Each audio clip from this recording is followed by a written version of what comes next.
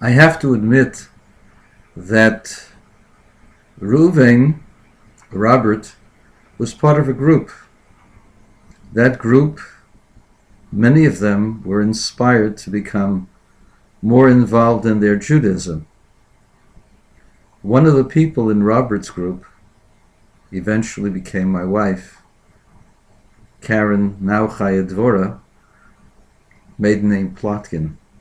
She was president of BBYO, and one of those chosen to go on that mission to Israel in 1965 through 66 was Robert's desire to stay in Israel for a longer time, to become more familiar with Judaism, in order to prepare him for the rabbinate. Unfortunately, we never discussed things past those original months. I would have welcomed the discussion, because the components of that discussion are germane today as they were then, almost 50 years ago. For you see, Reform Judaism is dying. The only group that is growing in numbers and in strength is the Orthodox. And there has to be a reason for that. The reason is Reform has no basis for belief. There is no standard.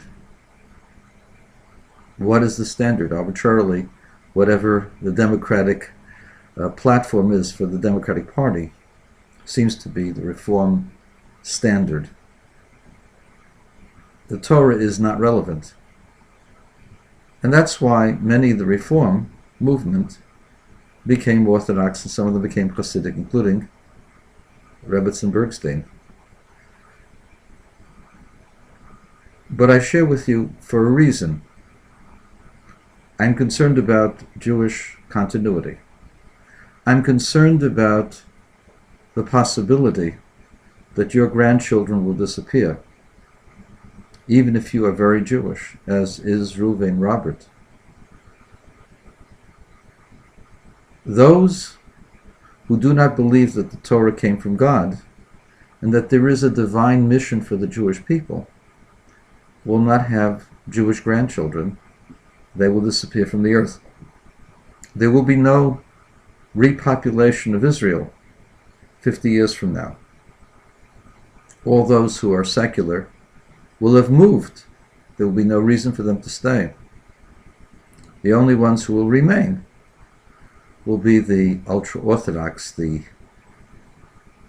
right-wingers, the people who really believe that God gave the land to the Jewish people.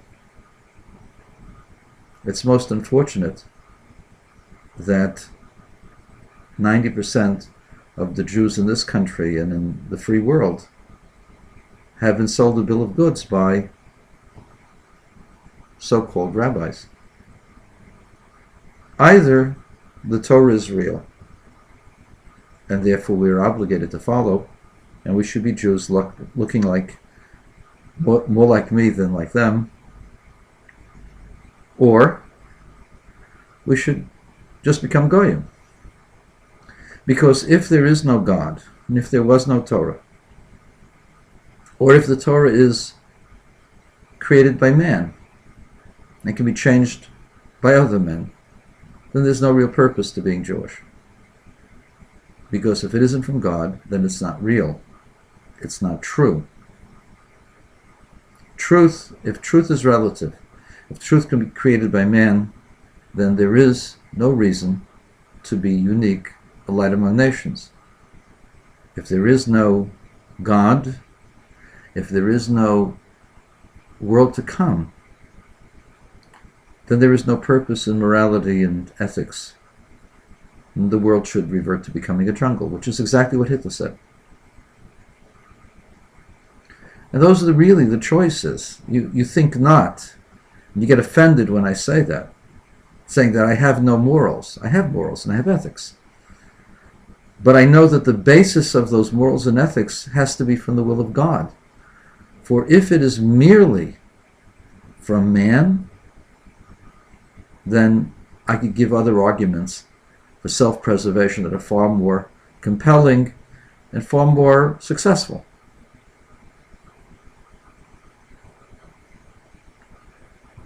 And while I'm at it, I want to tell you a little story. Mordechai Tachauer told me the story in 1968. He was the one that brought Rabbi Clenson to Kfar Chabad. There was once a wagon driver who came to Lubavitch. The Tzemach Tzedek saw him and immediately told his sons, "Keep this man for breakfast. I wish to have breakfast with him." They went over to the man and told him that the Rebbe wants to see you for breakfast. He says, "No, I have no time. I've got to go ahead and take fares around. That's how I earn my meager living. And the Rebbe is going to daven for several hours. I can't wait." The Rebbe says, "I will pay the fares that he will lose." And so the man had no choice, but he had to wait for the Tzemach Tzedek, the third Rebbe of Chabad, the Lubavitch Rebbe, to finish davening. When it came to breakfast, the man was sat next to the Rebbe, the Tzemach Tzedek, and the Tzemach Tzedek made sure to eat everything from the same plate as this man. He split the eggs with him, he ate the toast with him, he buttered the bread with him, he drank from the same cup as he did. Everything together, everything from the same plate. And then he thanked him and he gave him his fare, and he sent him on his way. One of the sons of the Tzemach Tzedek couldn't understand and ran after this man.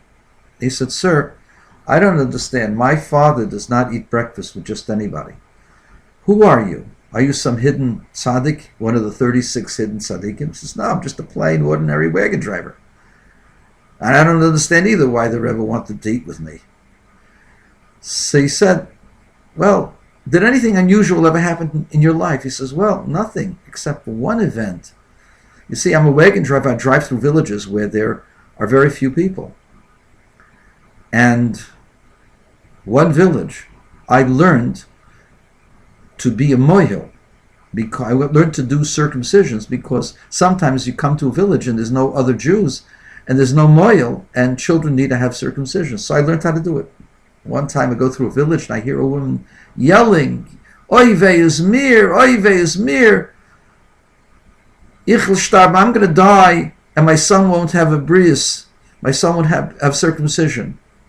I went in, I found a woman. She had just given birth 8 days before. That day was supposed to be the bris, the circumcision. Her husband was in the bed on the other side of the room wheezing, and he looked like he was dying. And indeed she said, "My husband's dying, and I just gave birth to the baby, and there's no heat in the house, there's nothing to eat, and my baby needs to be circumcised. If I die, at least my baby should die as a Jew." There's no worry, you're not going to die. I heated up the house, and I said, "I can do a circumcision." But I wanted somebody else to hold the baby, so I went on the road, looked for somebody. Finally, after a half hour, I see somebody in all white, long clothing, long beard, payas. It looks like a Jew, so I asked him, "Are you Jewish?" He says, "Yes."